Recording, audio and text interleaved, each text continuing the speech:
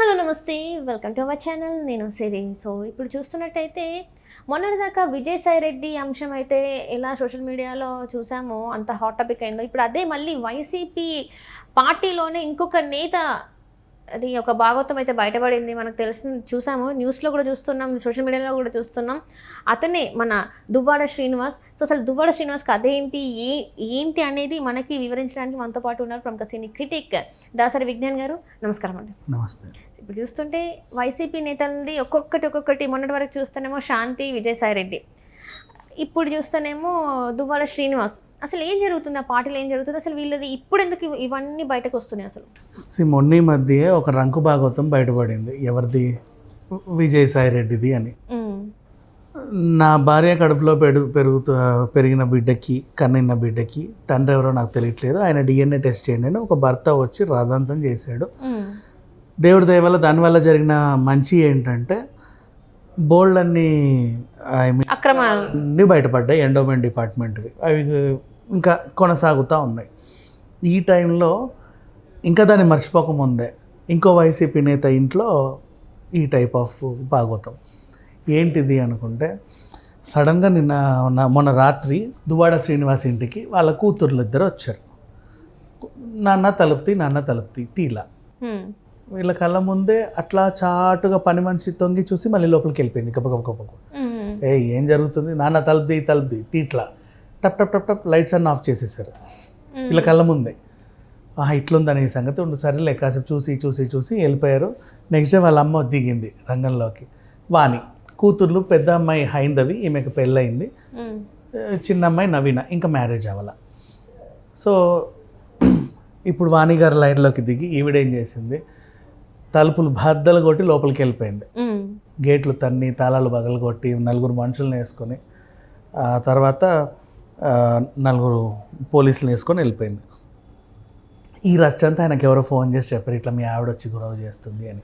అట్లెట్లా వస్తుంది, మా ఇంటికి ఎట్లా వస్తుంది, తలుపులు ఎలా బగలు కొడతా, ఉండు నీ సంగతి చెప్తా అని చెప్పి ఆయన ఆవేశంగా వచ్చి భూతు పురాణం తిట్టుకుంటూనే ఉండవే నిన్ను నరికేస్తా అని పక్కన ఒక టైల్, మనకి కొత్త ఇల్లు కట్టుకుంటే టైల్స్ మిగిలిపోతే పడేయం కదా, కొన్నాక కొంచెం కాస్ట్లీ కదా అని చెప్పి ఒక పక్కన పెడతాం, ఎప్పటికైనా దేనికన్నా పనికిరావా అని.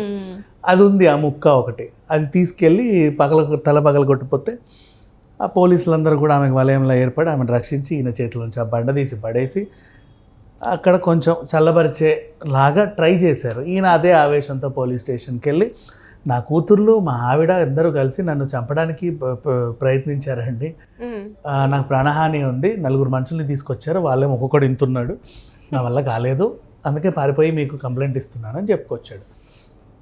ఎవడో రౌడీ మీద మీ ఇంటికి వచ్చి నేను చంపడానికి ట్రై చేశాడంటే తన పాత కక్షలో గట్టు పంచాయతో ఏదో చచ్చింది అనుకోవచ్చు.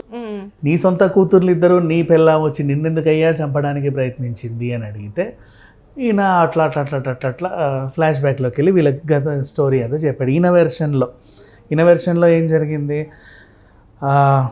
మా ఆవిడ రాను గయ్యాల్లా తయారైందండి, ఆమె కొంచెం బాగా ఉన్న మనిషే, పెళ్ళైన టైంలో నేను కొంచెం లేకుండానే ఉన్నాను, సరే ఆ టైంలో నన్ను బాగానే చూసింది, మెల్లిమెల్లిగా నేను అంచెలంచెలుగా ఎదుక్కుంటూ వచ్చాను, నీ ఎదుగుదలకు కారణం నేనే, ఒరే ఈ బిచ్చగాడివి నువ్వు, నేను లేకపోతే నీ బతికెంత, నువ్వెంత అన్నట్టుగా నన్ను చాలా నీచంగా చూసేది, అయినా సరే తట్టుకుంటూ వచ్చాను. కొన్ని టైంలో మాకు కూడా గొడవలు వచ్చాయి. వైసీపీ ఇన్ఛార్జ్గా నన్ను ఇక్కడ నియమించమని జగన్ గారికి రిక్వెస్ట్ పెట్టు అని చెప్పింది. నేను వెళ్ళి జగన్ గారిని కూడా రిక్వెస్ట్ పెట్టాను. మరి ఆయనకి ఏమర్థమైందో నాకు తెలియదు కానీ అక్కడ ఎమ్మెల్సీ సీట్ నాకు ఇచ్చాడు, ఇన్ఛార్జ్గా నన్ను నియమించాడు. ఎరా నన్ను చేయమని నిన్ను పంపిస్తే నిన్ను చేసుకొని వస్తావా, ఉండు నీ సంగతి చెప్తా అని చెప్పేసి నా మీదే పోటీకి దిగింది లాస్ట్ టైం ఎలక్షన్. అంతకుముందు కూడా జెడ్పీటీసీ ఎలక్షన్లు, ఎంపీటీసీ జెడ్పీటీసీ ఉంటే గెలిచింది పోటీ చేసి. అప్పటి నుంచి రాజకీయంగా మాకు చాలా ఇది జరుగుతుందండి, మేము బతకలేకపోతున్నాం, సొంత ఇంట్లోనే ఇంత పోరు ఉంటుంది, ఇప్పుడు మా కూతుర్లను కూడా అలాగే తయారు చేసింది, ఈయన చెప్పుకొస్తున్నాడు. నెక్స్ట్ వాణి ఏం జరిగిందో నువ్వు చెప్పు, నీ వెర్షన్లో ఏం జరిగిందంటే, ఇట్లా ఏమీ లేదు, నా మొగుడు నా ఇంట్లో కాకుండా ఇంకెవడింట్లో అదేంటిది ఉంటే ఎవరిని అనుకోవచ్చు, దాంతోపాటు కాపురం పెట్టాడు, అక్కడ కొత్తగా ఇల్లు కట్టాడు హైవే దగ్గర, టెక్కలి దగ్గర, నా ఇంటికే రావట్లేదు 2 ఏళ్ల నుంచి, నా కూతుర్లకి ఇది నేను ఏమని చెప్పాలి సమాధానం, సమాజంలో తలెత్తుకోలేకపోతున్నాం, వెళ్ళి రోడ్డు మీదే ఎవరితో సంసారం పెట్టాడు, అది అడగడానికే నేర్చి తలుపులు దన్నాను, ఇది దన్నాను, అది దన్నాను. ఎంత వాడేం నాకు విడాకులు ఇవ్వలా, నా మొగుడు ఇల్లు నా ఇష్టం, నేను తలుపులు బగలగొడతా, ఇరగ్గొడతా, అడిగేవారికి నువ్వెవరు అని అడిగితే ఆయన వచ్చి, అమ్మ ఇది నేను కట్టించిన ఇల్లు కాదు, మా తమ్ముడి ఇల్లు, నువ్వు నా ఇల్లు అంటే నీకు హక్కు ఉంది కానీ మా తమ్ముడి ఇంటిని మీరు దాడి చేసే హక్కు నీకేం లేదు అని ఆయన చెప్పాడు. ఆమె మా ఆయన్ని ట్రాప్ చేసిందండి పలానా దివ్వెల మాధురి. ట్రాప్లో చేస్తే ట్రాప్లో పడేంత అమాయకుని నేను కాదు, ఈయన మా నాన్నని ఏమార్చింది పలానా అమ్మాయి. ఇప్పుడు పలానా అమ్మాయి మాధురి గారు మీ మీద ఇన్ని ఎలిగేషన్స్ వస్తున్నాయి, మీరు కూడా స్పందించాలి తప్పకుండా. మీ ఒకరికే స్పందిస్తే బాగోదండి, నా స్పందన అందరికీ తెలియాలని చెప్పి ఆవిడ ప్రెస్ మీట్ పెట్టి కూర్చుంది చక్కగా. ఆవిడ వెర్షన్ ఏంటంటే, లేదండి నేను ఎక్కడో ఒక డ్యాన్స్ టీచర్ని, ఏదో అద్భుతంగా డ్యాన్స్ నేర్పించుకుంటూ నా బతికేదో నేను బతుకుతున్నా. మా ఆయన ఏమో ఎన్ఆర్ఐ ఎక్కడో ఉంటాడు విదేశాల్లో, అప్పుడప్పుడు వచ్చి పలకరిస్తా ఫోన్లు చేస్తూ ఉంటాడు అంతే. మా మామయ్య కూడా మంచి ఉన్నత స్థాయి వ్యక్తే, ఆయన అడ్వకేటు, పెద్ద లాయరు, ఏదేదో చెప్పింది. మా బావగారు కూడా సంఘంలో బాగా పలుకుబడి ఉన్న వ్యక్తి. మేము చాలా ఉన్నతమైన కుటుంబం, మాదొక పెద్ద బంగ్లా. కానీ ఏం చేయాలో అర్థం కాక ఈ మూల నుంచి ఆ మూల వరకు నేను ఒకదాన్నే ఉండేదాన్ని. సరదాగా టైంపాస్ అవుతుందని చెప్పి ఇటు నుంచి అటు గెంతుకుంటూ డ్యాన్స్లు వేసేదాన్ని. నా డ్యాన్సులు నేనే చూసి రీల్స్ చేసే కంటే కూడా 10 మందికి నేర్పిస్తే ఇంకా బాగుంటుంది కదా అని చెప్పి 10 మంది పిల్లలు రండి కూర్చోండి, ఇదిగోండి ఇలా చేతులు ఊపండి, కాళ్ళు ఊపండి అని నేర్పించా. వాళ్ళు కూడా వాళ్ళ అమ్మలను తీసుకొచ్చి కూర్చోబెట్టేవాళ్ళు. అబ్బా ఎంత బాగా చేస్తుందో ఈ దివ్యల మాధురి, అంత మధురంగా ఉంది మీ నాట్యం అని మెచ్చుకునేవాళ్ళు.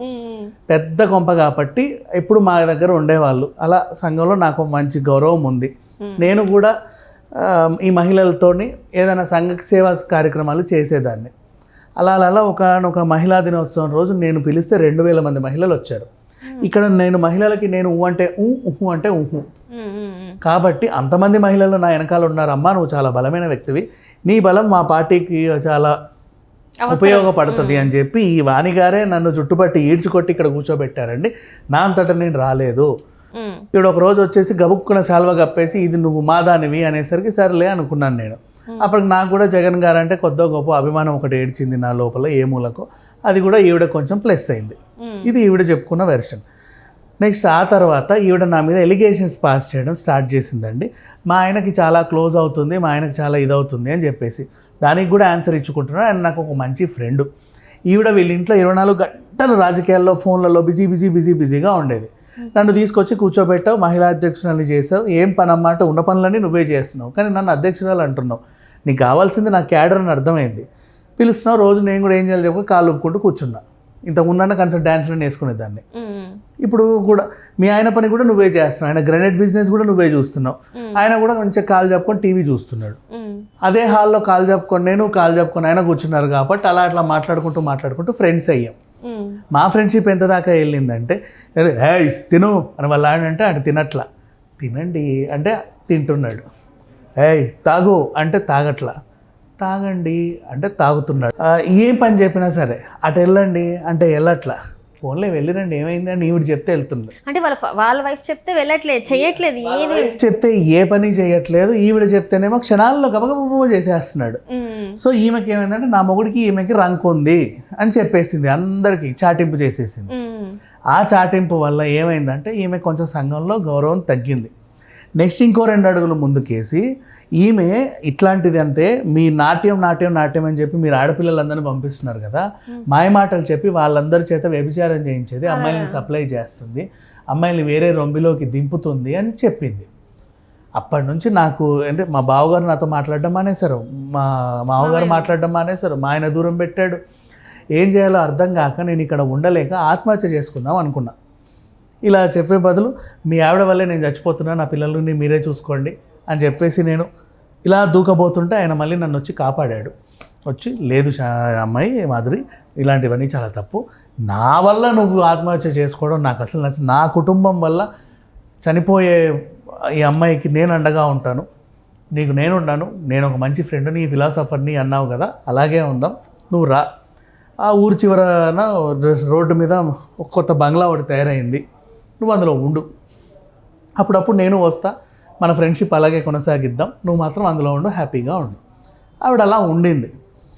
నెక్స్ట్ ఆ పిల్లల్ని పాపం ఇప్పుడు ఈవిడ చెప్పే వెర్షన్, వాళ్ళ పిల్లలంటే ఒక అమ్మాయికి పెళ్ళి అయిపోయింది, ఇంకొక అమ్మాయికి పెళ్ళికి ఎదిగింది. నా పిల్లలు ఇప్పుడిప్పుడే చిచ్చిళ్ళు చుచ్చుళ్ళు, 4 ఏళ్ళు. 5 ఏళ్ళు 8 ఏళ్ళు 9 ఏళ్ళు. వీళ్ళకి సంఘంలో రేపటి రోజు ఈ ప్రభావం గట్టిగా పడుతుంది కదా సమాజంలో. చాలా తప్పు చేస్తుంది ఆవిడ, చాలా ఎలిగేషన్స్ పాస్ చేస్తుంది, క్యారెక్టర్ లేని ఆడది, అది ఇది అని నన్ను అంటుంది. అవును, నేను ఆయనతో ఉన్న మాట వాస్తవమే, కానీ మాది చాలా పెద్ద ఫ్రెండ్షిప్. ఎంత గొప్ప ఫ్రెండ్షిప్ అంటే, ఫ్రెండ్షిప్ అని మీరు డిక్షనరీలో తీస్తే మా ఇద్దరు పేర్లే ఉంటాయి చూడండి, అంత గొప్పగా చెప్పింది అన్నమాట. సో ఇలా ఉంది పరిస్థితి. ఈ పెద్ద కూతురేమో మా నాన్నగారు, మా ఆయన వాళ్ళ నాన్న అంటే మా మామగారు చనిపోయినప్పుడు పిలిస్తే మా నాన్న చూడ్డానికి కూడా రాలా. అక్కడ నా పరువు పోయింది. నా పరువు అత్తింట్లో పోయింది, పుట్టింట్లో పోయింది, ఊర్లో పోయింది. చెల్లి నవీన, నాకు ఇప్పుడు పెళ్ళవ్వట్ల, మీ ఆయన ఆమె ఎవరితోనో తిరుగుతున్నారు అంటగా, మీరు అందరు పెద్ద ఏదో తిరుగుబోతుల ఫ్యామిలీ అంట కదా అంటున్నారు, మీ అమ్మ పెద్ద గయ్యాలంటగా నోరేసుకొని పడుద్దంట కదా అంటున్నారు. ఇట్లా అయిపోయింది పరిస్థితి మొత్తం. ఇది అన్నిటికీ కారణం ఆ మాధురి. ఆ దివ్యల మాధురి లేకపోతే మా నాన్న ఆమె దగ్గరికి వెళ్ళేవాడు కాదు, మా అమ్మ అరిచేది కాదు, ఈ అరుపులన్నీ బయటికి ఇంకోలాగా వినబడేవి కాదు, మా ఇంట్లో మా ఫ్యామిలీ నాశనం అయ్యేది కాదు. ఈయన వెర్షన్ అసలు ఇదంతటికి కారణం అచ్చెన్నాయుడు. ఆ అచ్చెన్నాయుడే మా కుటుంబంలోకి వచ్చి వీళ్ళందరినీ హిప్నోటైజ్ చేసి మీ ఆయన్ని తిట్టు తిట్టు తిట్టు అంటే రోజు మా ఆవిడ వచ్చి నన్ను తిట్టేది కొట్టేది. ఒకసారి ఇంత పెద్ద డబ్బులు తీసుకొని టపుక్కుమని వేసింది, చూడండి ఈ చొట్ట ఇంకా అలాగే ఉందని చూపించాడు. నిజం. ఆ తర్వాతనేమో ఆ పిల్లలు కూడా అంతే, వాళ్ళు కూడా వీళ్ళందరూ నా మీద తిరగబడుతున్నారు. ఎప్పుడు దొరుకుతాడా వీడిని ఎప్పుడు నరికేద్దామా అని చూస్తున్నారు. ఈ నరకుడు వల్ల నా వల్ల కాక నాకు ఇక్కడ నుంచి ప్రాణహాని ఉందని చెప్పేసి ఏం చేయాలో అర్థం కాక నేను కూడా నా ఫ్రెండ్ ఉంటుంది కదా అని చెప్పి ఫ్రెండ్ దగ్గరికి వెళ్ళి ఉంటున్నానండి.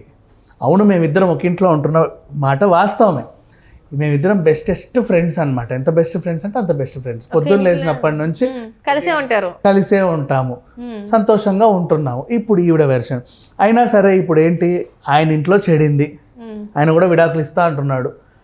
నేను ఇంటికి దూరం అయ్యాను. మేమిద్దరం పెళ్లి చేసుకుంటే తప్పేంటి అని, మేమిద్దరం పెళ్లి చేసుకుంటే తప్పేంటి, మేము బతకాలనుకుంటాం. నాకు 3 పిల్లలు ఉన్నారు, వాళ్ళకు కూడా జీవితం అంటూ ఏదో ఉండాలి, తప్పేం లేదు మేమిద్దరం పెళ్లి చేసుకుంటే అని కూడా ఒక స్టేట్మెంట్ ఇచ్చింది. ఇంకా విడాకులు ఇవ్వలేదు కాబట్టి ఈవిడ చేతుల్లో అన్నీ ఉన్నాయి. ఆయన గైనైట్ బిజినెస్ అన్నీ ఈవిడ చేతిలోనే ఉన్నాయి. పిల్లలు కూడా ఇప్పుడు ఎట్లున్నారంటే, ఆమె ఎంటర్ అయింది, ఆమెకు 3 పిల్లలంట. ఆస్తినంతా ఏం చేస్తాడో, ఎవడికి రాస్తాడో, ఏ ల్యాండ్ని ఏం చేస్తాడో. అసలు ఇప్పుడు ఆ ఇల్లు ఉంది, ఆ ఇల్లు ఏమో తప్పుడు ఇల్లు అని చెప్తున్నాడు, ఈయననే కట్టించాడు నాకు తెలుసు. ఇవన్నీ ఎట్లా ఏంటి అనే భయంతో బాధతో వీళ్ళు అంటే పిల్లలు కూడా ఏంటంటే నాన్నగారితో ఆస్తి ముఖ్యం అన్నట్టుగా బిహేవ్ చేస్తున్నట్టు అనిపిస్తుంది. మరి ఇప్పుడు అందరి వ్యవహారాలు అంతే, ఎందుకంటే ఆ 3 కూతుర్లతో వచ్చింది. మరి పంచాలనుకుంటే మొత్తం ఆవిడకి ఎక్కువ వెళ్ళిపోతుంది.